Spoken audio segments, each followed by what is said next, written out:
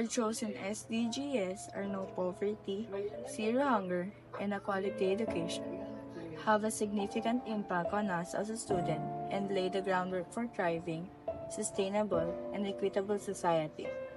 As a result, we can say that we have a great life, or perhaps, more accurately, a better life for each of us if we prioritize our education.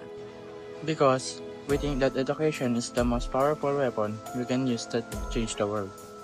We are likely to say that there will be no poverty and that there will be no hunger.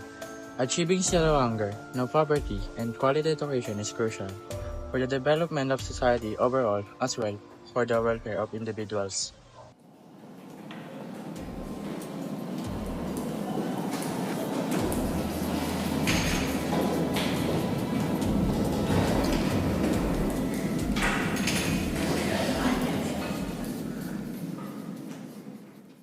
These goals are interconnected and form the foundation of global development, driving progress in health, economic, and social equity.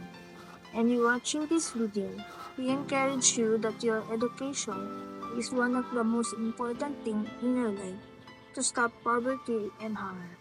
So we can say you better keep an eye on it and be better to make our society more better.